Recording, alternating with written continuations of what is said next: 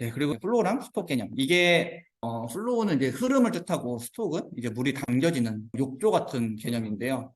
이제 물이 담겨가지고 이렇게 스톡에 점점 물이 쌓이는 거예요. 스톡이랑 플로우도 굉장히 중요한 개념인데, 투자에서 고려해야 될 중요한 포지션 중에 하나가 이제 스톡, 플로우인데, 스톡은 이제 자산의 가치가 보존되는, 내가 이제 돈을 벌어가지고 어디다 보관을 잘 해야 되는 영역이 스톡이에요. 그래서 가치가 저장이 되고, 그래서 굉장히 중요한 것 중에 하나는 이게 희소성이 있는지예요.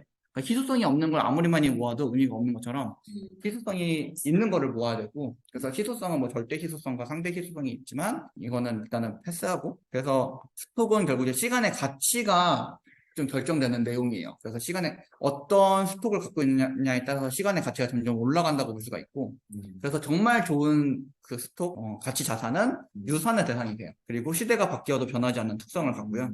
예시로 부동산이 될 수도 있고, 네. 아니면은 예술품이나 명품이나 이런, 그러니까 부자들이 남들이 못 사는 그런 희소한 걸 사는 가장 큰 이유가, 다른 것들은 전부 다 가치가 떨어지는데 그 대상은 이제 가치를 유지를 하니까 자식한테 물려줘도 똑같은 가치를, 그러니까 더 비싼 가격으로 팔 수가 있는 거죠. 시간이 지나도 가치가 오른다. 네. 네.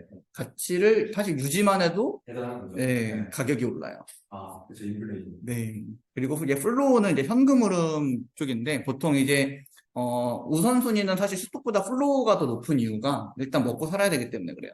그래서 먹고 사는 문제가 해결돼야지 사실 투자가 가능한 거지. 자기가 이제 한 달에 버는 돈이 이게 먹고 살기가 이렇게 힘들면은 자기가 번 돈에서 먹고 남은 걸로 이제 저축을 하고 투자를 하는 건데, 그래서 어쨌든 이제 현금 흐름이 잘 만들어져야지 같이 저장을 할 수 있어요. 그렇기 때문에 좀 더 우선순위 자체는 플로우에 있을 수밖에 없고, 그래서 가장 먼저 해결해야 하는 문제입니다. 그래서 시간의 자유. 이 플로우 문제가 해결이 되면은 시간의 자유를 가질 수 있게 돼요. 그래서 이 자유 중에서 굉장히 고차원적 자유 중에 하나가 이 시간의 자유인데, 그러니까 시간의 자유를 가져야, 그러니까 고차원적 자유를 가져야 그 다음부터 이제 시간의 가치를 높일 수 있는 거예요. 근데 시간의 자유가 없으면은 시간의 가치를 높이는 게 안 되는 건데, 보통은 이제 시간의 자유를 못 누릴 것 같으니까 그냥 나의 시간의 가치만이라도 늘리려고 SNS에다가 명품이나 아니면 그런 욜로 같은 생활을 올리는 게, 나는 시간의 자유는 없지만 시간의 가치는 그래도 확보한 것처럼 보이려고 하는 거죠. 그 전략이 그런 거고, 그래서 이 시간의 자유를 가지려면 자동 현금 흐름을 가져야 되고, 그러니까 뭐가 가장 현금 흐름에 유리한지는 좀 시대에 따라 변할 수가 있어요. 왜냐면은 그러니까 어떤 기술이 잘 먹히느냐, 아니면 그러니까 어떤 시대이냐에 따라서, 이를테면은 뭐 석기 시대, 아니면 청동기 시대, 철기 시대, 아니면은 농업혁명, 산업혁명 이런 거에 따라 가지고 그 시대에 가장 중요한 게 달라질 수밖에 없는데, 저는 개인적으로는 개인이 돈 버는 것 중에 제일 좋은 거는 제가 하는 강의지만 이제 슈퍼 에어비앤비가 제일 편하게 그러니까 그 가장 시간에 덜 뺏기면서 돈 버는 방법이라고 생각을 해요. 그래서 왜냐면 다른 분들 사업하는 걸 다 봤는데, 그러니까 에어비앤비보다 돈을 많이 버는 사람은 많이 봤어도 한가하고 편하게 그렇게 시간의 자유를 가지고 버는 경우는 잘 못 봤어요. 그래서 아예 없다고 봐야 돼요. 그래서 이게 스톡과 플로우 개념이고, 그래서 플로우를 좀만 더 설명을 드리면요. 그래서 플로우는 사실 인플로우, 아웃플로우로 나눠지는데, 인플로우는 여기서 이제 들어가는 게 인플로우고요. 이제 여기에서 이제 밖으로 나가는 게 있을 수 있어요. 그래서 그게 아웃플로우인데, 인플로우는 이제 수입이죠. 그리고 아웃플로우는 이제 소비라고 할 수가 있어요.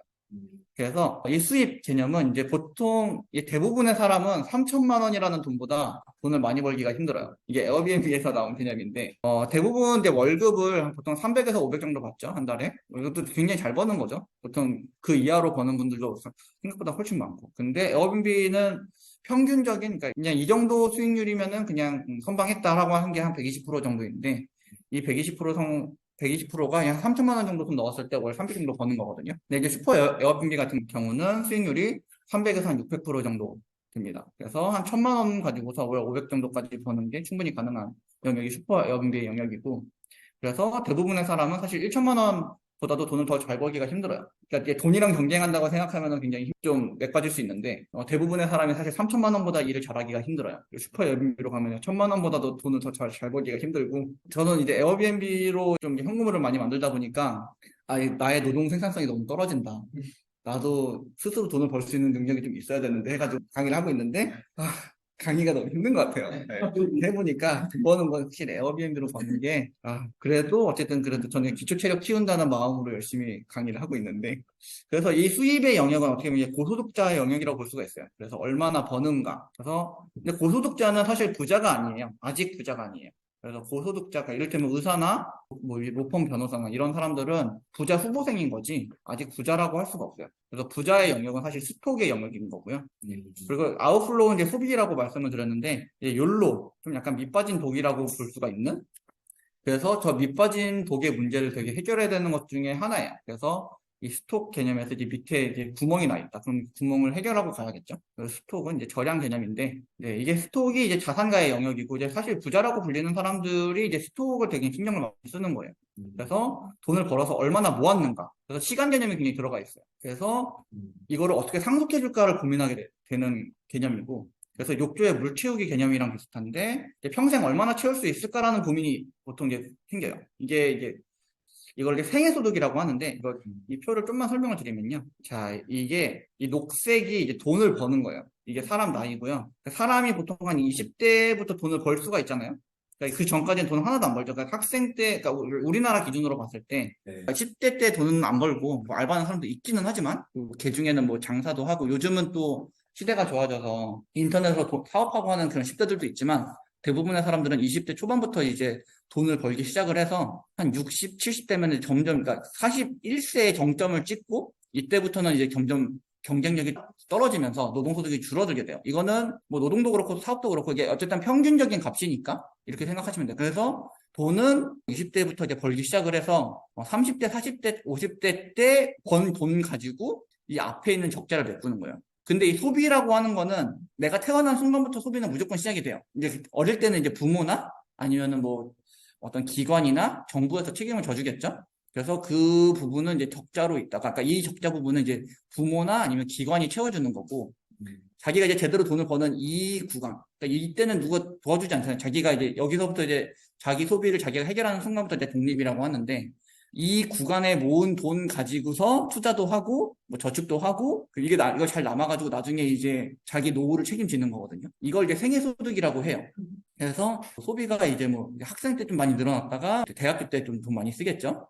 학비 내고 이러면서. 그리고 인플레이션 고려를 하면 더 올라가긴 하겠지만 어쨌든 인플레이션을 무시한 상태에서 그냥 봤을 때는 평균적인 이 소비는 무조건 있을 수밖에 없고 이제 먹고 자고 뭐 어디 집에서 살고 이제 월세 내고 이래야 되니까 그런 돈은 무조건 나가는데 내가 돈을 버는 시기는 30대, 40대, 50대에 분포되어 있기 때문에 이 돈만이 사람의 일생에서 유일한 흑자 구간인 거예요. 그래서 여기에 흑자 구간인 건데 이 구간 동안의 돈 가지고서 사실 자기 생애를 책임지고 자기 후손을 먹여 살리는 거거든요.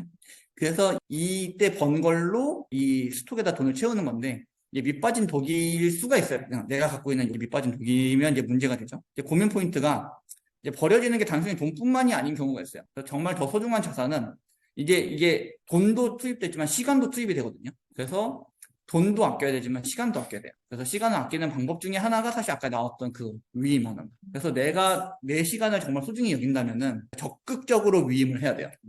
그게 이제 여기서 나왔던 이제 스톡 플로우 개념에서 위임인 거고요.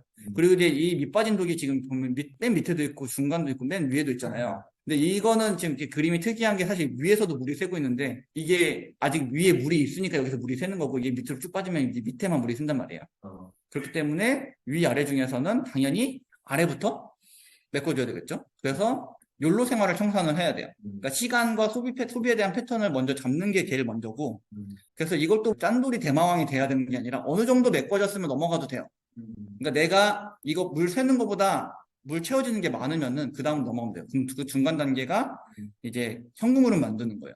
그래서 내가 현금흐름을 만들더라도 그 이전에 자기가 욜로 생활을 하고 있으면 사실 현금흐름 만들어도 의미가 없거든요. 네, 그래서 일단 욜로 생활 같은, 그러니까 자기가 버는 것보다 많이 쓰는 거를 무조건 청산을 해야 되고 그 상태에서 현금흐름이 만들어지면은 점점점 위가 차는데 이제 물이 차게 되는데 맨 위가 이제 안전자산 구축하는 영역이에요. 그래서 안전자산이 구축이 되면은 이 물통을 끝까지 다 채울 수가 있는 거죠. 그래서 여기까지가 네 플로우랑 스톡 개념이었고요.